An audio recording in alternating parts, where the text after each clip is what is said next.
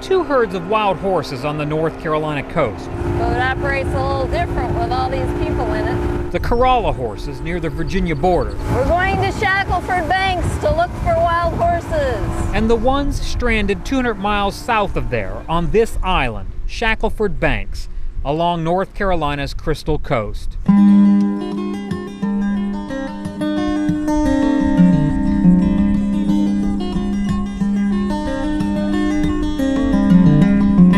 There are no humans living on this island, just wild horses. So the G year was 1997. For scientific reasons, all the horses have been named and marked. Who's directly to the right? Directly to his right is Delphi. She's a young female. The 100 or so horses on Shackleford don't live as one big happy family. So what year are we in now?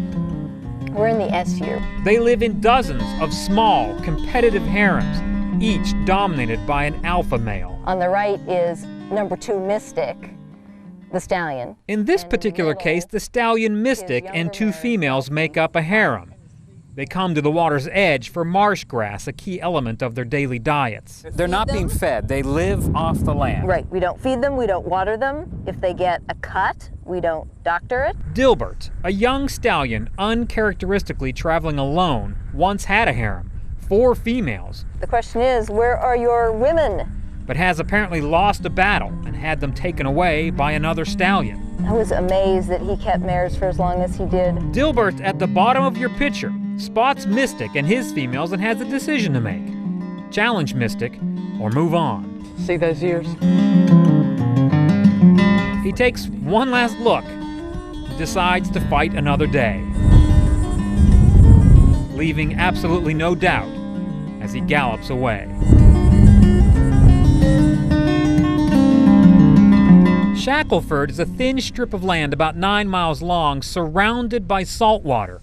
But wild horses need fresh water to live, and in the middle of the island, hidden from view and unknown to most humans, is a freshwater pond, and all the horses must share it. Is he limping? Yes. The wounded horse approaching the pond is the stallion Lennon. He looks around, sniffing the air for rival stallions. I saw 2 behind him, Sue. Here she comes. With the coast clear, he continues with his mares to the pond.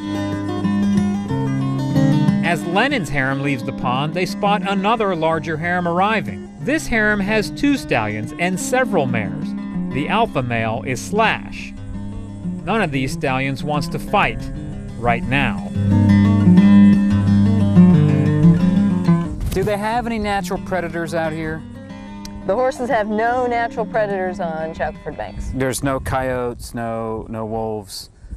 So really the only danger to them It's people. The key for Sue Stuska and the National Park Service is to maintain the herd with as little human intervention as possible. If you start doing things to them that make them not wild, like interacting with them, then you blow the whole reason why they're here and why we're protecting them for the people of the United States. We love them because they're horses.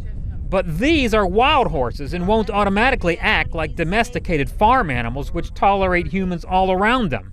If you stand between a stallion and his females like this guy, yeah, he's got his back to the stallion. Watch as he waves to his family to join him. Mystic is a wild horse. We can't predict what he's going to do. He is fortunate. These wild horses are preoccupied with eating right now. Worst case scenario, either the dark mare or the stallion could charge him and do him bodily harm. But watch this.